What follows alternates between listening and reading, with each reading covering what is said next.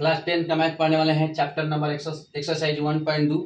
ठीक है, 1.2 चैप्टर का नाम है प्राइम फैक्टर। प्राइम फैक्टर को हिंदी में अभाज्य गुणनखंड बोला जाता है। ठीक है, क्वेश्चन नंबर हम 6 बता रहे हैं। ठीक है, चलिए क्वेश्चन पढ़ रहे हैं। व्याख्या कीजिए कि 7 गुना 11 गुना 13 प्लस 13 और 7 गुना 6 गुना 5 गुना 4 गुना 3 गुना 2 गुना 1 प्लस 5 भाज्य संख्या क्यों है। दोनों को मतलब 80 क्वेश्चन दिखाई देगा भाज्य संख्या है, बाकी क्यों है। चलिए हल करते हैं।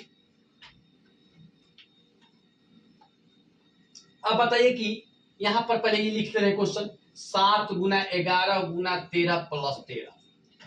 अब बताइए इसमें कौन कॉमन है, ये आपका कॉमन ले लेंगे 13। क्या बचेगा 7 गुना 11 गुना 13 प्लस 13। आप देखिए लिखेंगे 13 77 और प्लस 13 तो 13 और गुना 90। ठीक है, 77 प्लस 13 जोड़ेंगे तो 90 हो जाएगा। तो 13 और 90 को क्या लिखेंगे 45 गुना 2। तो भाज्य का नियम होता है कम से कम मिनिमम 3 होना चाहिए। कम से कम मिनिमम क्या होना चाहिए 3 होना चाहिए। देखिए 3 हो गया तो लिखेंगे कि अतः यह भाज्य संख्या है। ठीक है, अब देखिए अब इसको बनाएंगे। पहले क्वेश्चन लिख लेते हैं 7 गुना 6 गुना 5 गुना 4 गुना 3 गुना 2 गुना 1 प्लस 5। अब बताइए इसमें कौन कॉमन होंगे, ये 5 कॉमन ले लेंगे तो क्या बचेगा 7 गुना 6 गुना 4 गुना 3 गुना 2 और गुना 1 और प्लस 1।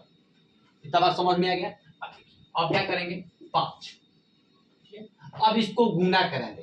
ठीक है, तो गुना कराएंगे तो 1008 आएगा और प्लस 1 जोड़ देंगे। ठीक है, तो यहाँ पर 5 गुना 1008 प्लस 1 जोड़ेंगे तो क्या आ जाएगा 1009 हो जाएगा। ठीक है, और इसके बाद क्या लिखेंगे अब इसमें आपको द्वितीय संख्या है भाई, कम से कम मिनिमम क्या होना चाहिए 3 होना चाहिए। तो आप क्या लिखेंगे आप यहाँ पर 1 लिख देंगे। ठीक है, तो चलिए तीनों संख्या आ गया। इसका मतलब लिखेंगे कि अतः यह